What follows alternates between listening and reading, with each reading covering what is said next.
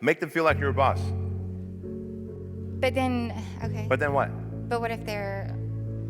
What if they're like, oh, she's such a bitch?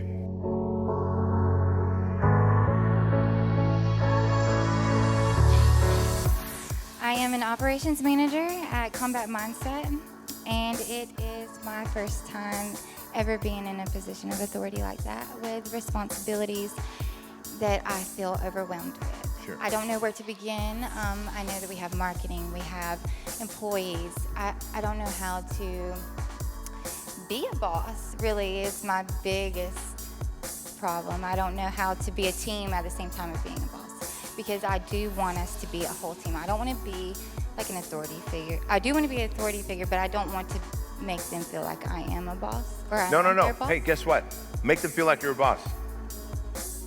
But then, okay. But then what? But what if they're... What if they're like, oh, she's such a bitch? Yes. Who gives a fuck? Because I have a problem with becoming almost condescending whenever I have a point to make. And it's not that I'm being condescending, it's that I come across. Okay, then fix it so you don't come across condescending, come across loving. So if I had to give you feedback because you showed up late, I would say, hey, look, you know what? I really appreciate the work you do. This is called the Oreo cookie, by the way. It's good news, bad news, good news. I really appreciate the work you do for us, and I see so much talent and ambition in you. However, I couldn't help but notice you've been consistently late, and I don't appreciate that, and that is called time theft.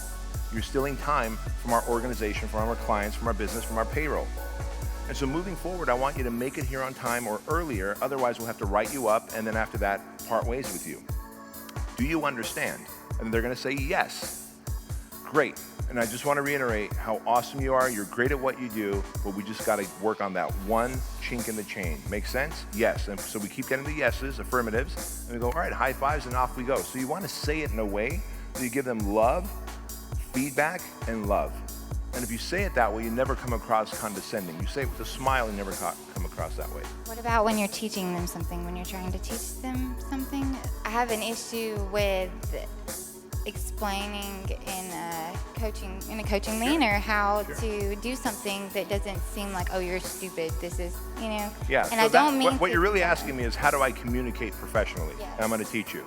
So there's 2 books that I want you to read, and all of you need to read these 2 books. The first one is by Dan Kennedy, and it is Ruthless Management of People and Profits. Dan Kennedy, Ruthless Management of People and Profits. And the second one is 21 Irrefutable Laws of Leadership by John Maxwell. And so I'll make sure you get that information, because I know you're gonna. Okay, good. So 21 Irrefutable Laws of Leadership by John Maxwell. The leadership book tells you what your responsibilities are as a leader and how to communicate as a leader. Dan Kennedy's book tells you how to interact with employees and what to expect from them and how to handle them and coach them.